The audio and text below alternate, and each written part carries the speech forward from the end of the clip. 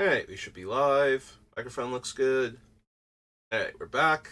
We're working on Mr. House, President and CEO, because I am going to finish this, and also because while I have enough time before work to probably get in a full draft of Thunder Junction, I don't want to find out that that's not correct and have to make it a two-parter or something, because I barely can edit my videos to begin with. I don't know how to combine videos yet, and I think I would have to download some editing software in order to accomplish that. So rather than go through all of that, we're just going to work on Mr. House. Um, we're not in the worst place, so after eliminating a bunch of the easier to get rid of cards, he's at 177, so he probably started at 190, somewhere in that range. Would not be surprised if we eliminated close to 20 cards yesterday. So, we have an actual count. Also, I have added in Manifold Key. I did consider the Sonic Screwdriver also, but ultimately decided against it. Because a lot of our things are artifacts, and untapping artifacts would be useful. Especially Mr. House himself, if we have enough to keep rolling dice with our treasure, which we should. That's the other thing I forgot. Don't think I have the pirate that makes treasures when our things die. Let's see. Let's go to Ixalan. Ixalan.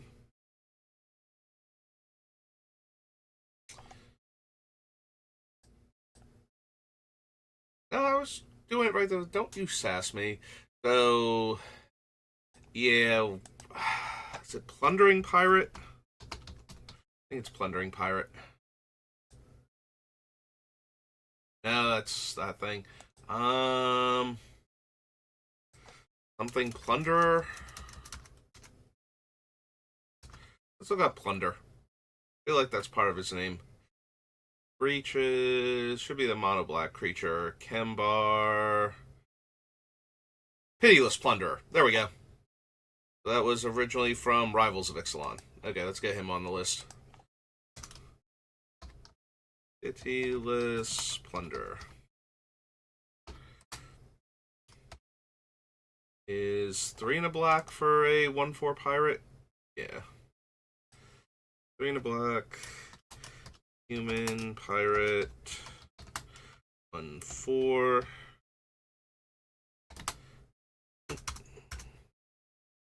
Do that to me. So human, pirate, 1/4, and another creature I control dies make a treasure.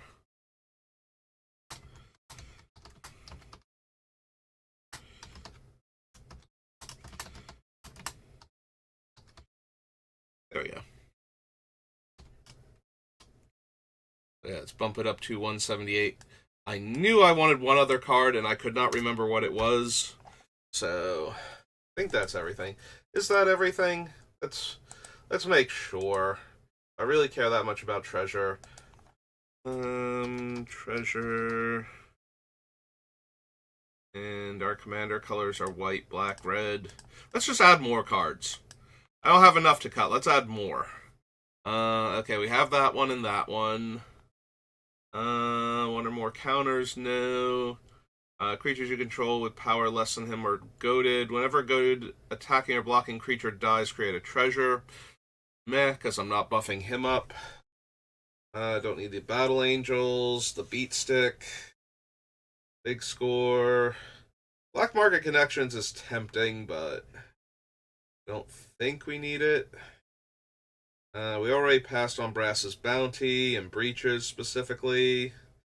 I don't want to give the opponents the ever full purse. I don't want to have to wait until it gets back to me either. So, no to Barakos.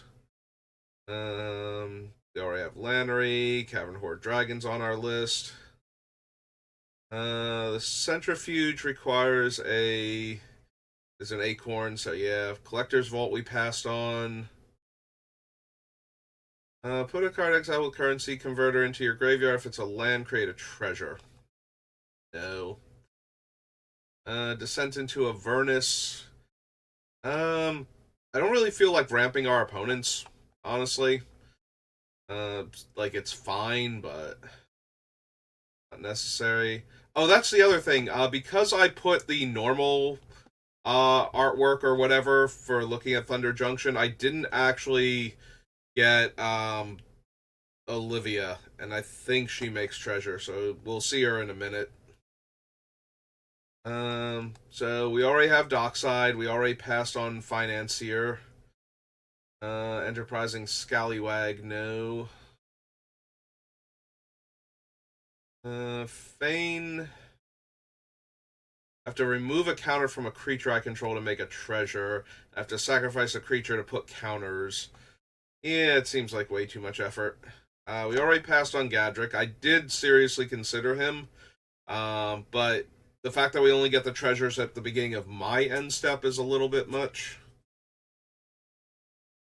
Um, I don't have quite enough pirates. I have a handful, but not enough for Gem Cutter. I only have a few dragons, so Gainax isn't particularly good.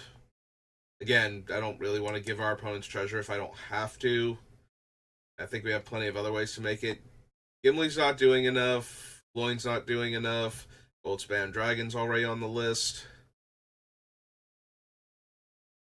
You may sacrifice it when you do. Draw a card or make a treasure. No. Got a Grabby Giant, Great Train Heist, Freebooter. Commander creatures you control have whenever this creature attacks a player, if no opponent. Yeah, I'm not attacking with Mr. House, so. Halo Scarab, no.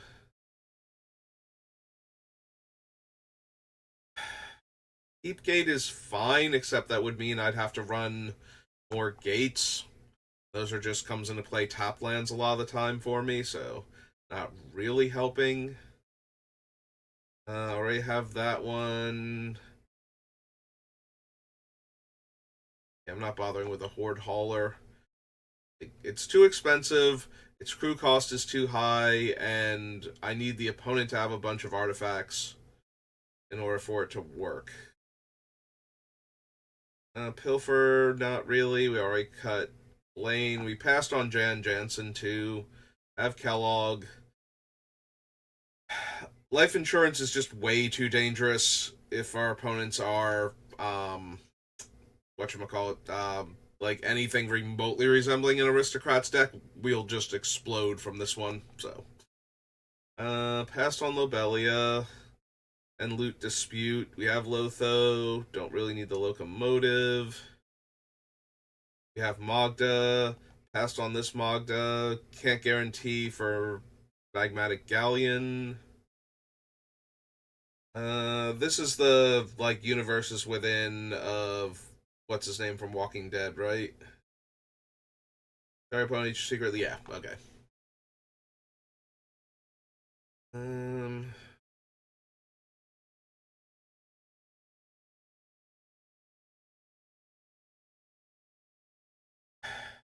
Marut is like we would need to have specifically the dragon out because then my treasures sack for 2 mana. So casting the Marut on 8 would give me my 8 treasure back plus 8 more treasure, or like sack 4 treasures, make 8 treasures at that point.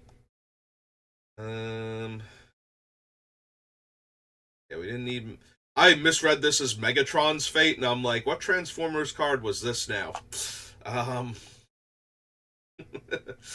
mine's only hit our graveyard, monologue tax, your house, noble's purse.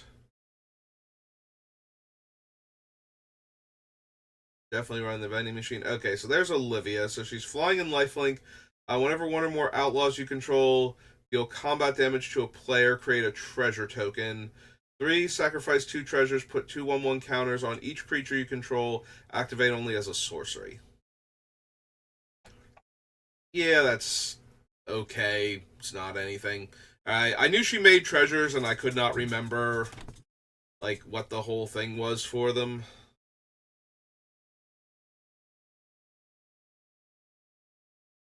Yeah, we don't have enough dinosaurs, and I don't think we make or I don't think we make dinosaurs fast enough by casting artifact spells for that to actually work. We already passed on the Facebreaker.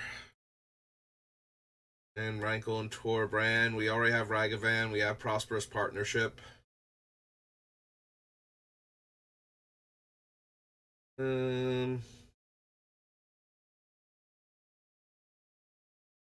Yeah, making one treasure off Bankbuster doesn't really seem like a thing.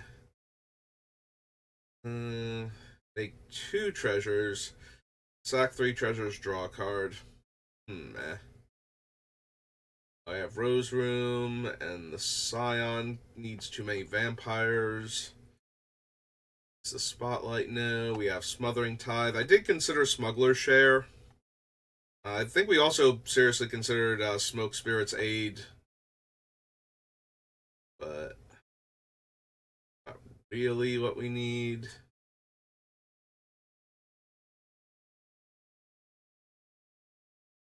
Yeah, the problem with Tempting Contract is it's only going to make the treasures, you know, when it's not the worst thing for opponents. Like, most of them are not going to keep making treasure without a plan for how they're going to spend that treasure to stop me from winning. Yeah, we decided against the Balrog before. I already have Treasure Vault. Passed on the Trove. I don't need Vault 21. We already have Vihan.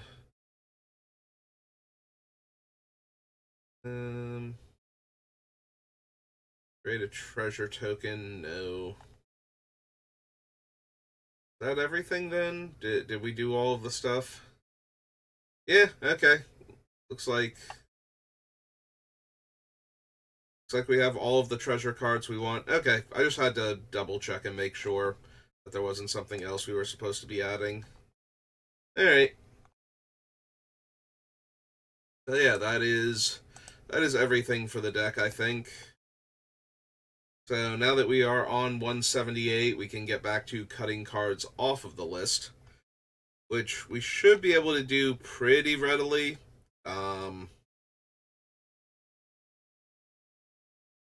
So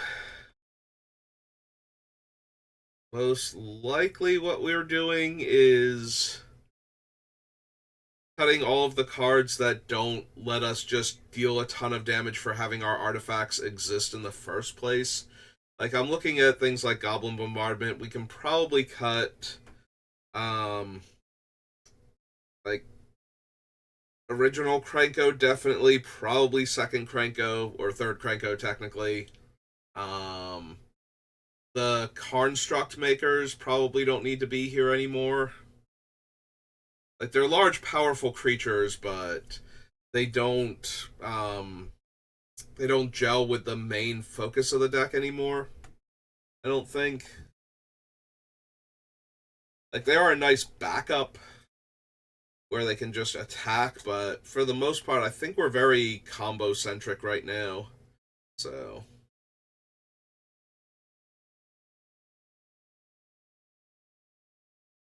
I have to believe we can probably cut everything because we already cut like the Nim Death, not Nim Death Mantle, the other one, Cranial Plating, which would be very powerful in this deck if we were planning on winning by attacking with creatures. So probably go ahead and cut all of them.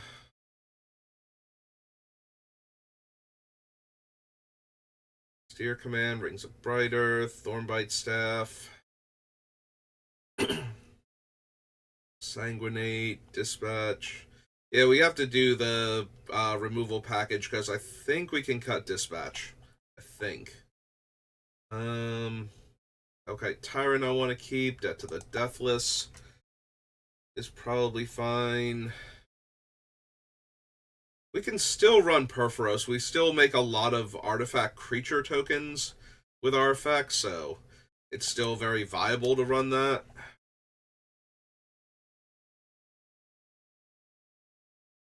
Definitely want to keep the Aetherworks Marvel, because having so many treasures means we can power it very easily. Fix the grammar there. Underhanded Designs is close to being cuttable. Like, I think once we get a few more cards off of the list, I'll be able to look at Underhanded Designs and go, yeah, that's just the weaker version of like 5 other cards on the list, and we can go ahead and get rid of it. I think I'm good to cut to ribbons. I think I'd rather have Exsanguinate or Debt. Probably Debt, like, more so than Exsanguinate, but if I need a backup one, I think that's fine. Flannery is just so underwhelming compared to the other cards. Like, even Kellogg lets me do other things with treasure. So, I think we're good to cut that then.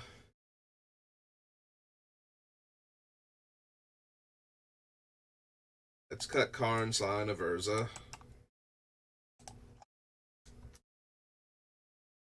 Keep Smothering Tide, Bolas' Citadel, Mayhem Devil, Murderous Rider, Intervention, Ruinous Ultimatum. Winota, we currently have enough humans. If we cut too many of them, we can cut her. But and the humans that we have, a bunch of them are very like combo-ish with the deck. Like, they let me either like damage the opponents for sacrificing our treasures or things like that. So, for the time being at least, she stays in. I can see cutting Lithoform Engine, because it's just weird. I love Lithoform Engine when I'm trying to make tokens of things, but it doesn't really work with, not Doubling Season, Anointed Procession, because there's a weird ruling where if you copy a spell that becomes a permanent, the copy of the spell resolves as a token, but that's not the same as creating a token. The token isn't created, the token is the result of the spell resolving. If that, like, even if that doesn't make sense, that is actually the parsing that the magic rules do. You only create a token when you're instructed to by an effect. Having a spell result in the token being made because the spell was a copy of a permanent doesn't actually cause a token to be created. So things like Anointed Procession don't kick in and give you a second token. So that is true of all the things that copy permanent spells on the stack and result in a token being made. It's not a token being created as far as game rules are concerned. So while that is kind of confusing, it is true for everything that creates a token that way specifically. So it's a rule that you kind of need to know. So Lithoform Engine might not make it, but we can also use it to copy Mr. House's activate ability. So it should copy the number of dice we roll also, I believe. I forget if we ever got an answer to that when we copy the ability, but I believe that works. Much like if you copy a fling when you like get credit for the creature that you sacrifice for determining the damage of the copy, even though you didn't sacrifice a copy to pay, or didn't sacrifice a creature to pay for the copy. It does copy that how you paid for it. So I believe that works with Mr. House. So copying his ability, if we sack 4 treasures to roll all of the dice possible, it should copy that, which gives us more chances to make more treasure, which is one of the main reasons why I want it. And one of the main reasons why we're running a bunch of the other copy effects in the deck. We want to be able to copy activated abilities specifically, not triggered abilities. Because if we copy the triggered ability, we are only copying, like, making a robot and a treasure at best, as opposed to copying all of the dice rolling and getting that many more chances. So yeah, I can see Lithoform Engine still making it, but it's not as good as it looks like it should be. We already cut some of the worst dice rolling cards. Like, Delina's really strong, even if I'm not planning on winning by attacking. Just,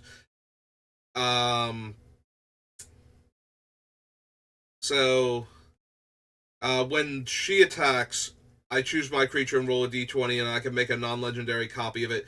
So if I have enough mana, and I want to activate Mr. House more times, I can have her copy Mr. House himself and just pay for the dice rolling. I can also do the thing where you just copy Delina and try and high roll into infinite Delinas, because we have Will, and like we can do that with Will actually. Since he adds more dice rolling, he functions as a backup to the Pixie that used to be able to do this in draft, where you would get Delina and the Pixie, and if you rolled high enough with the first Pixie, you had a much higher chance of rolling high enough. And somewhere around the third or fourth Pixie, it actually became like more and more statistically improbable for you to not make another Pixie, and until you got down to like a fraction of a percent, which is why they had to errata Delina to say you may create a copy of the thing, because otherwise you get into that position and you're literally not allowed to stop rolling dice, and your opponent doesn't have to concede. So, I mean, it's a weird situation to get into, but when the opponent is very obviously dead, um, but you're not allowed to stop rolling, like normally you can't not do a thing when it instructs you to, which is why they had to make her a May, because you just get trapped in an infinite loop, because the more pixies you create, the more dice you have to roll. And you're not allowed to choose the lower result either. Like, all of them are, you roll 2 dice and drop the lowest. So if you keep adding more, it's like you roll 57 dice and drop the 56 lowest numbers. And so all of those numbers have to be under 14 or whatever it is or under 15 for you to not roll again. So yeah.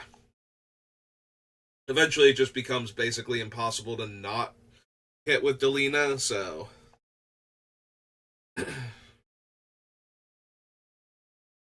Hoarding Ogre, Skullport Merchant, Deck of Many Things. Like, all of these are fine. I do like Zorn because I want to make extra treasure. Rite of Oblivion. Lets me double up on token production. We might be able to cut her, though. Like, I really like her -2 in black-white tokens, but she's kind of like a one-shot in that regard. So she starts on 3, so we -2 her, and then even if we could do another really cool token thing next turn, she can't. Yeah.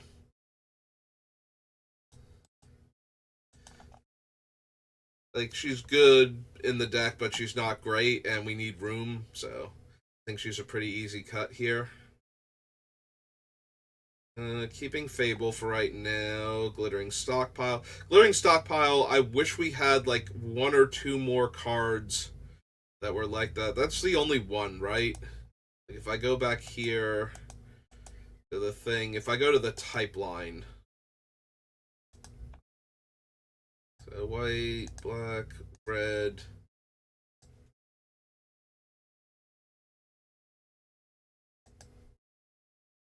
I think it's literally the... Oh, right. It's not the only one, but it's the only one that's reusable. All the other ones are actual treasures that do other stuff. So yeah, Glittering Stockpile is the only one that is reusable. I am really sad that Bandit's Loot is not a treasure for that, because that would have been a good one to have for that, since it's literally just a bag of money.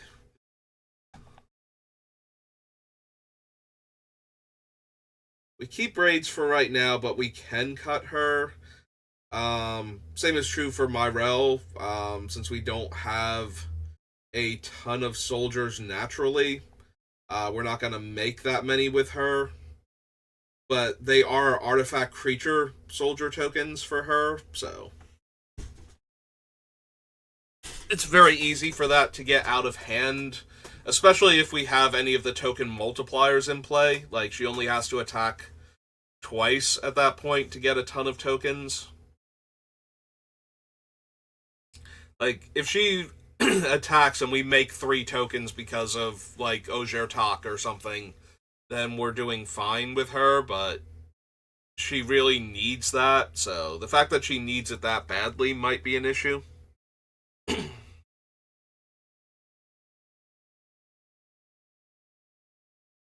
We're keeping Norn just because right now we have a bunch of things that do stuff when they come into play anyway, so doubling up on the triggers is good, and taking our opponents away are fine.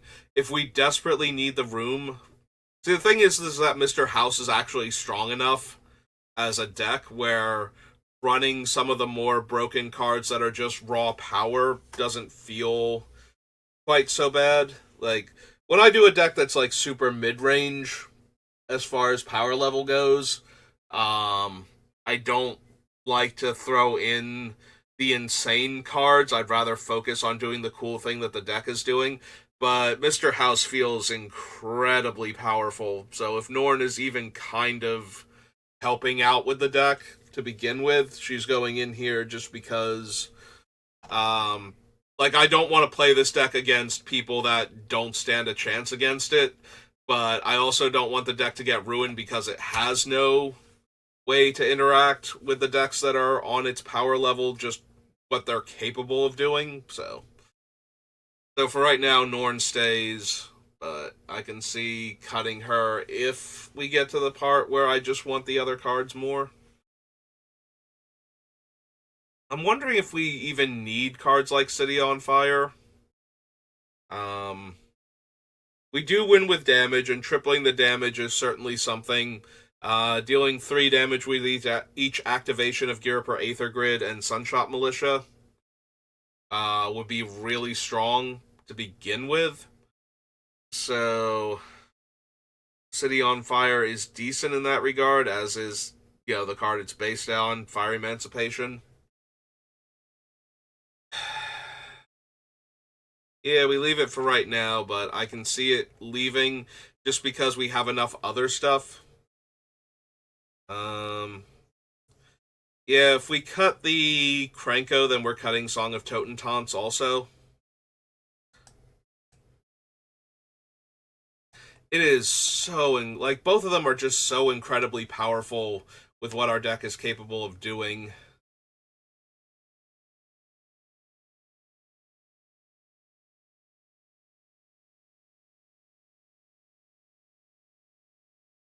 Hmm. Like, just having one of the token doublers, if I get twice X tokens while only having to pay red and X, and they all have haste, like, it's a very easy kill with this deck. And it's not like we don't have things that interact with just the creatures. They don't have to be artifacts. But at the same time, we're going to need to make room, so it becomes, well, do I want these things, or do I just want to focus on the other stuff? Like, because it's just so much damage with Song of Totentanz with, like, anything. Like, having Perforos out means that we deal twice X damage to each of our opponents before we even get to attack. Having, um, you know, Anointed Procession gives us double tokens. Mondrak gives us double tokens. Ojertak gives us triple tokens. Any of those. And then when we get, like, all of these things together, it just the damage just starts going exponential at that point. It's like, okay, well, now I'm doubling and then tripling, and I'm dealing 2 damage per, and they still get to attack, or they can be used with my other stuff. And then we throw in, like, Goblin Bombardment, and it's a lot of potential damage that this deck can deal. Alright, we don't need the Thousand Moon Smithy. Again, we don't need the really big tokens, I don't think, with what we're doing, so.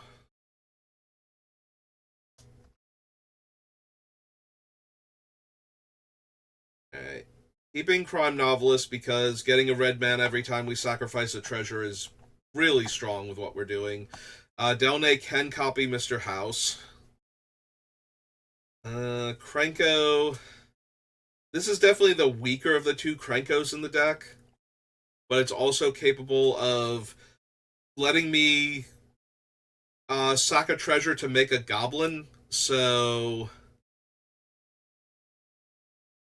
It takes a bit of work, like, because we will normally want to tap the treasure to do the thing, like pay the cost for Sunshot Militia um or for Gear Up or Aether Grid.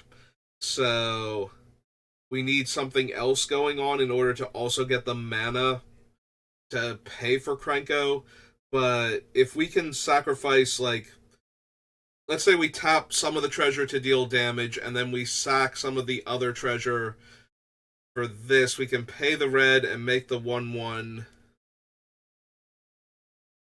from the treasure itself. It's one of those things, like we would need to have, if we don't have Crime Novelist and we don't have Goldspan Dragon, then we can still do some shenanigans with Krark Clan Ironworks and red mana sources, but it's not at its strongest at that point. But if we can sack the already tapped treasures for something else and make the goblin tokens at the same time, or if making, it might still be that making the goblin tokens is fine. Like, if we sack a treasure for a red and that triggers like Mirkwood Bats or the Disciple of the Vault or something, and then we use the red to make the goblin and that triggers like Perforos, or now we can sacrifice it to Goblin Bombardment or something, then we're still getting enough value out of Krenko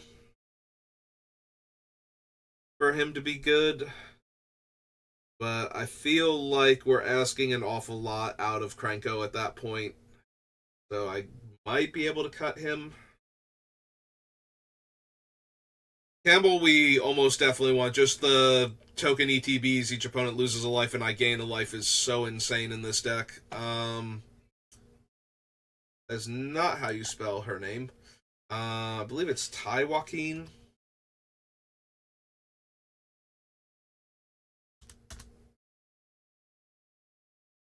There we go. I believe that's how you spell it. Just adds so much damage. It's like you pay X and you tap her, and then you do anything that does like a point of damage to the opponents through non-combat, and it's so effective. I can see cutting Transmutation Font. It's still very useful. Top make a token, like any of those three tokens. It is weird that it makes both blood and clues. The fact that it doesn't make treasure is kind of disappointing. I'd rather have a treasure.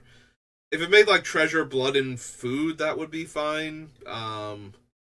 Treasure, clues, and food probably feels a bit too. Like, even making a map instead of the blood or the clue would be a bit better, I think.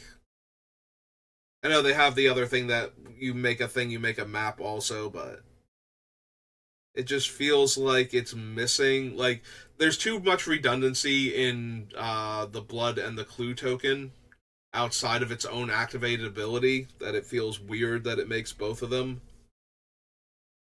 Like, if you're not trying to activate it, why are you making, you're either not making the blood or you're not making the clue. Like, if you actually want to put cards in your graveyard, you are making the blood tokens, and if you just want the raw card advantage, you are making the clue. Like, the only reason to make the blood over the clue is you don't have the mana to crack the blood and cast the spell you're looking for in the same turn if you hit it. And that just seems weird. But anyway, it can still tutor for one of our other artifacts, is the thing, because we are definitely making enough other tokens anyway that this thing probably only needs to tap once to twice to get the other. Like, it might not even need to. We might be able to cast this on with like 8 mana up and just activate it immediately and go tutor whatever artifact we're looking for. Like, probably at that point, Aetherworks Marvel, if we have all these sacrificial, sacrificable. If we have all these tokens we don't care about that we can throw away. Grim Tutor, Swiftfoot Boots. Swiftfoot Boots and Greaves probably stay in because I need to be able to activate Mr. House as soon as possible. Also, similar cards like Krenko if he stays. Keeping Kirkesh to copy Mr. House. Aether Grid, Hangerback Walker, Manifold Key, Fire Emancipation, Havoc Jester, and Terror can all stay.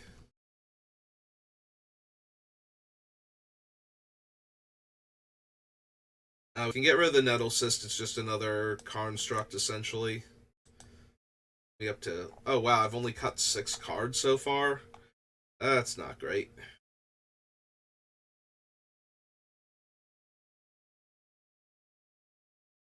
Ancient Gold, Harbreeze, Loyalty, Agent of the Iron Throne, Brass, Ancient Copper, Genius Artillerist, Will, Vexing Puzzle Box. I might be able to cut the Ancient Brass.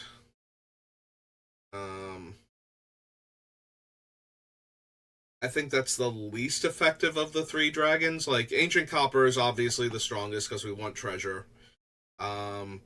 Ancient Brass just lets me get back dead creatures, which can be very helpful if we're getting back the ones that we're running to add to the damage count, but a lot less so if we're just reanimating our opponent's creatures. Like, that's not necessarily helping with what we're trying to do. Anyway, we can consider him, but we want to keep the puzzle box. Martyr's Bond for right now. Darksteel Mutation is fine. Jazal's a lot like some of the other things where just because I'm not planning on winning with attacking doesn't mean I'm not making a lot of bodies, and it only takes 1 attack to kill my opponent with Jazal plus activation. If I'm attacking with 10 creatures and they're all getting +10/+10 all of a sudden,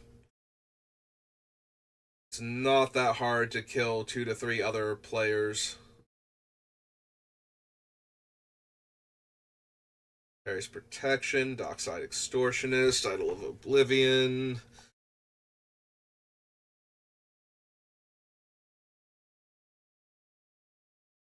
Yeah, Libu's just a ton of damage all of a sudden. Like, you tap all of your artifacts to Sunshot Militia or Europe or Aether Grid, and then you attack. And I just get to deal X and scry X at that point based on my tapped artifacts. Dig Site Engineer we can cut because it's making the card constructs, and that's about it. Low Shield is letting me draw a card each turn for 3 mana, basically. Grim Hireling lets me make treasure, but that's about it. I can see cutting the Grim Hireling, but not yet. Penny's good. Rose Room Treasure is good. Partnership.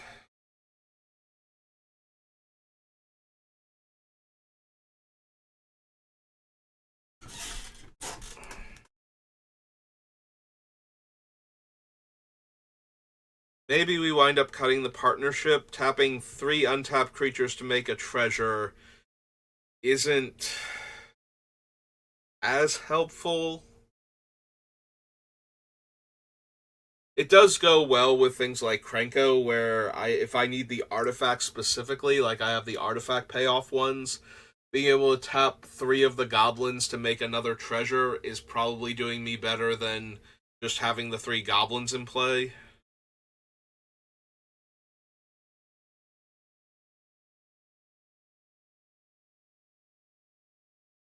Definitely need Detonator.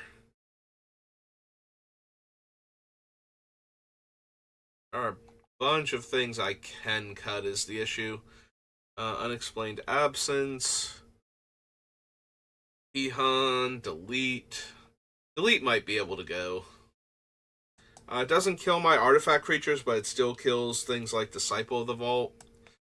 So if we're going to do that, the only upside is that it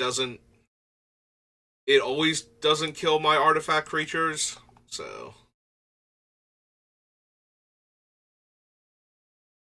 but it's also never going to kill our opponent's artifact creatures either. So,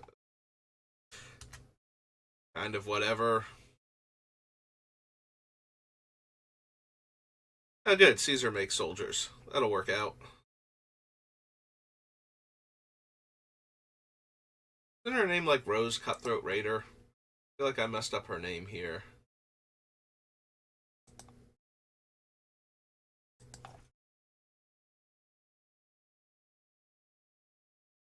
Cutthroat Raider, yeah. Okay.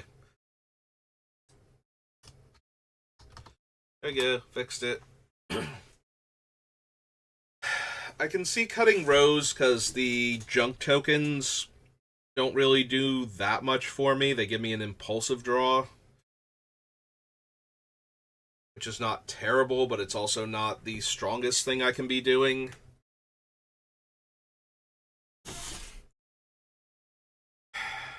Yeah. They are free to sacrifice. They do give me access to more cards. So it's kind of tempting to keep it, but at the same time, it's not super strong in the deck.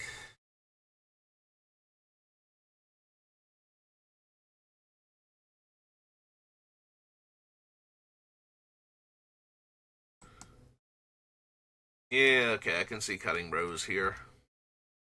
It's 9 cards cut. Only. Keeping Sarah. Keeping the Luck Bobblehead. The vending machine. Alright, so attempted murder. Lets me roll a ton of dice. Celebrate 1,000 lets me roll 2 dice a turn for free. Clown Car lets me roll a ton of dice. Comet lets me roll a die every time I activate him and does potentially let me just keep rolling dice. So the big thing about Comet is if I have things like Will and whatchamacallit, the Barbarian class, then I get to roll extra dice and keep the highest one. So it gives me more chances to roll a 6 with each activation, which pluses Comet. So the biggest problem might be the risk of depleting Comet's loyalty with other effects on his list when I don't roll high enough. Also, the other problem with that is when I don't roll a 6, I'm more likely to have rolled a 3 through 5 and depleted his loyalty. So that's a minor problem, but there is a world where I roll for Comet and roll like the 2 extra dice and get a 6, and now I get to activate him 2 more times and get more 6s, and each time I'm rolling the dice. Also, because I can activate him more times once I've rolled enough dice and gotten enough things off of Mr. House. Because every time I roll a 6, I'm also making a robot and a treasure. So there's that. But yeah, Comet stays. I'm wondering if I don't care about... So, the attractions are nice. But they're not necessary. I'm mostly running them because they are free. So the only one I think I actually need is the Complaints Clerk, because every time I roll a 1, I get a 1/1 clown robot. So this is giving me another number on every die that I roll, that if I hit it, I get to do a thing. And specifically giving me an artifact creature, which is something I'm very interested in. So, I think Complaints Clerk can stay. I don't think I actually need Discourtesy Clerk or Step Right Up, which means I only have one way to open an attraction and no consistent way to like flicker or sacrifice and reanimate the clerk. So I'm only ever going to get like one, maybe two attractions per game.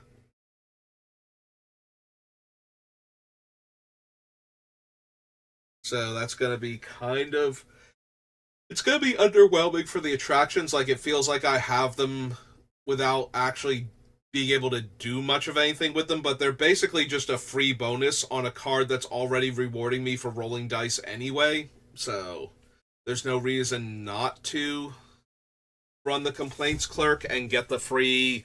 Plus, the complaints clerk is opening an attraction, which gives me a die roll every turn for free.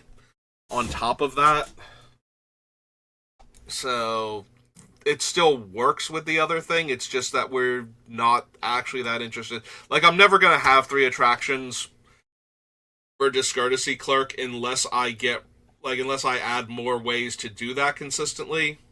So I can see cutting that one and the step right up because I don't think I need either of them. Night Shift of the Living Dead gives me another payoff for rolling dice. It also gives me a way to manipulate the dice to make sure I get the things that I want from them.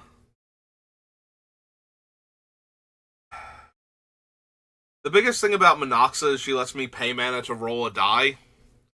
The fact that she gets all of these bonuses isn't that great, and the fact that she costs 6 to activate is really rough. I can see cutting her just because of the mana investment, but she is 6 mana to roll a die, like as many times as I can afford to pay. So that's not entirely useless either.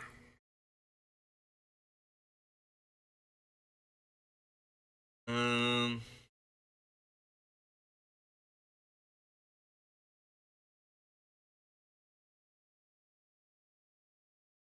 like priority boarding gives me more cards to work with, and it pays me off for dice rolling, but still only once per turn, and I'm already like I think I would rather have the junk token maker than priority boarding, honestly, because it's another artifact that I'm making. That is the other thing too. All of the attractions are artifacts, which means I can tap them for Ghirapur Aether Grid and Sunshot Militia. That's kind of helpful, even if I am only making one at a time.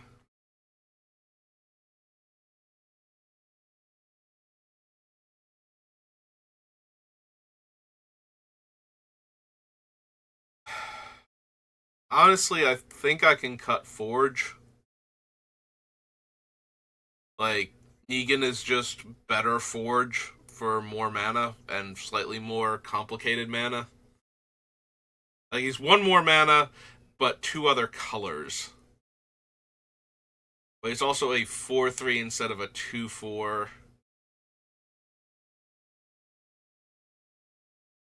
And he's basically guaranteed to make my opponent sacrifice a treasure, or sacrifice a creature so I can get a treasure just for him coming in.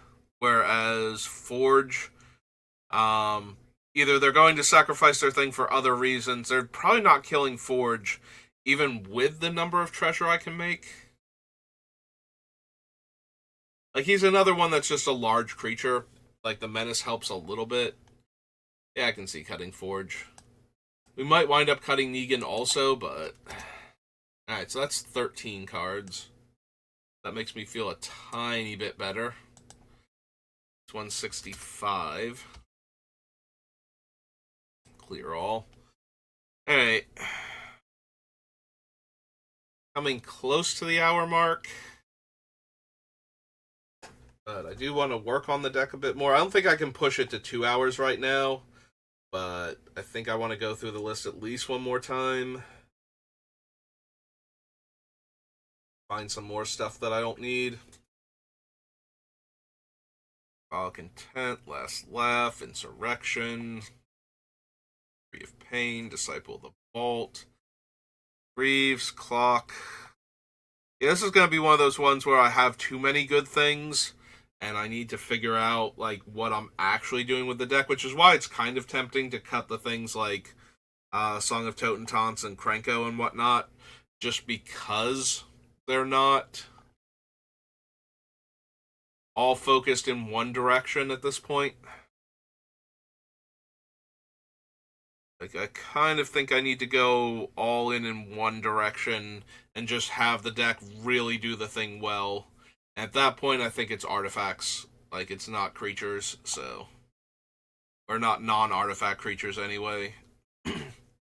Which might mean I wind up cutting the Purphoros and whatnot too, but I think that's alright. Hidden Stockpile is just too slow and grindy.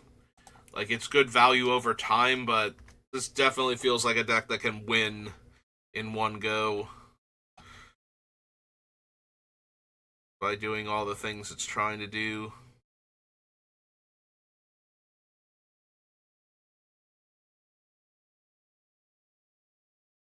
Or like over the course of like 2 or 3 turns, which making one additional 1/1 over that amount of time and getting a scry isn't really the payoff I'm looking for.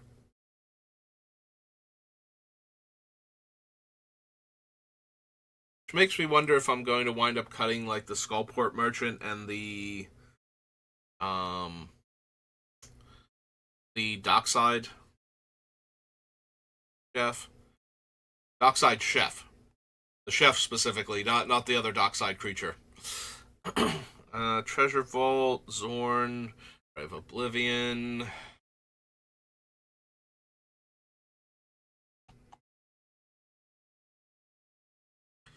So Chef is 1 mana cheaper, doesn't make me a treasure on his own, but lets me sacrifice any artifact. So I think out of the 2 of them, I'd rather have the Dockside Chef. So we get rid of the Merchant then. Because I don't think I have room for both of them. I'm already not running the Knave, so. Stockpile, Braids the Arisen. I can probably cut Myrel for right now, but we're close to being able to cut her also. Dragon, Moonshaker Cavalry, Song of Totentanz. Yeah, the more I think about, the more I'm probably cutting all of those. So, doing that, we have to come back up here. Start grabbing the cards. So that kills Goblin Bombardment.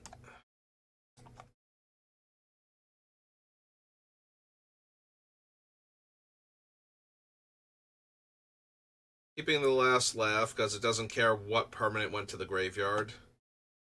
Disciple, Lightning Greaves, Clock of Omens, Ironworks. What else is leaning hard on the non-artifact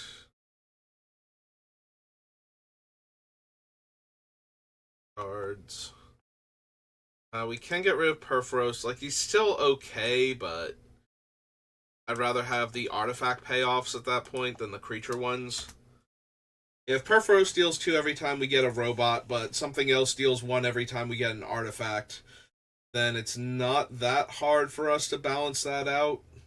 It's a little bit difficult because we have to roll higher, but it's not undoable, especially with undo. Yes, it can't be undone. Um, like it's not impossible to do with what we have. So keeping the Marionette Master, Reckless Fireweaver, Signs for right now. Like I said, still go pretty easily. Azketh, Revel, Treasure Map, Pitiless Plunderer.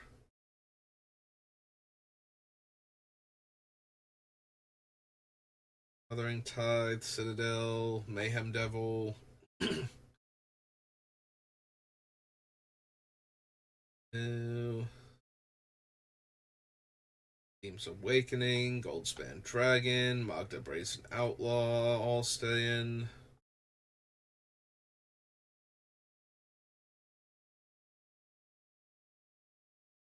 That.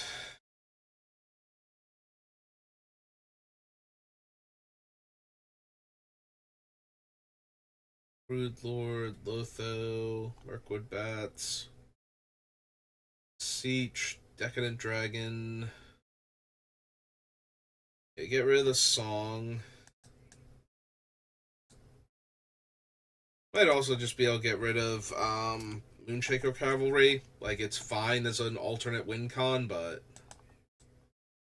I think we need it.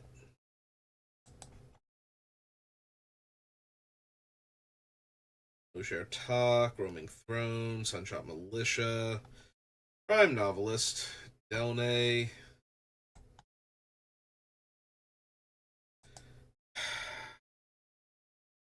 Do we get rid of the Krenko that triggers off my artifacts dying? I believe the answer is yes, honestly. If we're cutting the other Krenko, I think we're getting rid of this one too, so. Definitely keeping Campbell. Hi Joaquin, yes. Font for right now, anyway. Grim Tutor, Swiftfoot, Warstorm Surge.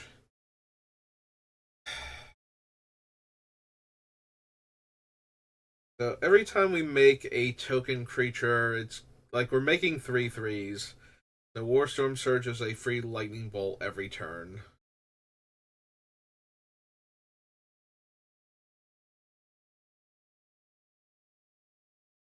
I think I'll wait on deciding on Warstorm Surge and whatnot, but we're probably getting rid of them too.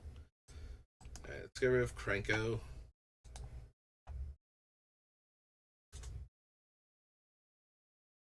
Keeping Kirkesh for Aether Grid. Back Walker. Yeah, all of these get to stay.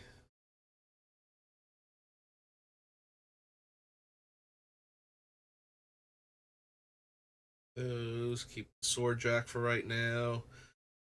We could cut Jury. He's just a big dumb creature, and I'm getting rid of the ways I can get him off of the table to get his trigger a lot of the time. So yeah, we probably just cut Jury then.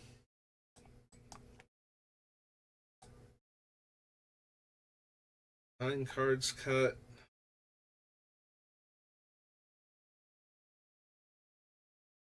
It could mean we wind up cutting the Ancient Gold Dragon too, under the same mentality that it's not actually making treasure. So yeah, I could see that one going.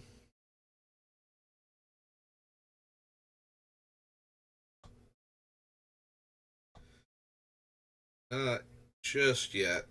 We'll hold off on getting rid. I mean, the dragon at least is rolling the d20 when it connects. But yeah, making a bunch of 1/1 flyers is not exactly what I need. So I wonder if this means I cut like Jazal too. I mean, I cut Moonshaker Cavalry. I guess I'm cutting Jazal also. We'll rely on the ones that when they attack, they deal damage based on the number of artifacts I have. Instead, I think that's a bit stronger. Getting all of those for right now. Opponent pouch, yes. Reaver Cleaver, maybe.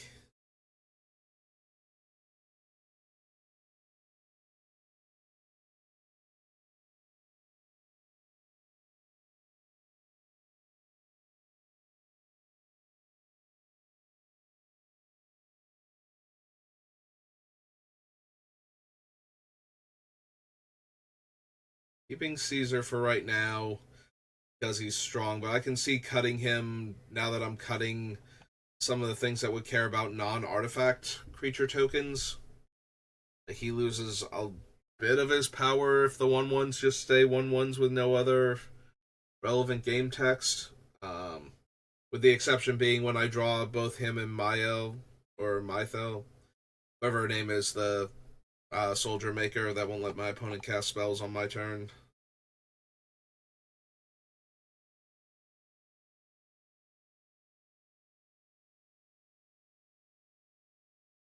Alright, so what do we have over here? 1, 2, 3, 4, 5, 6, 7, 8, 9, 10 cards. Alright, let's go knock those 10 cards off the list. Bring us down to 155. And then I think I'm going to call it there because my brain wandered off somewhere around the Ancient Gold Dragon. And I got to the end of the sentence and I could not remember how I started it. Yeah, when this starts, like the eye strain starts first, and then I start feeling tired, and then my brain wanders off, and it's just a whole cascade of failing that gets worse each time. So I need to take a break because I'm going to need to get ready for work in a little bit anyway. So we'll call it there. So thank you for watching, and I will see you next time. Have a good rest of your day.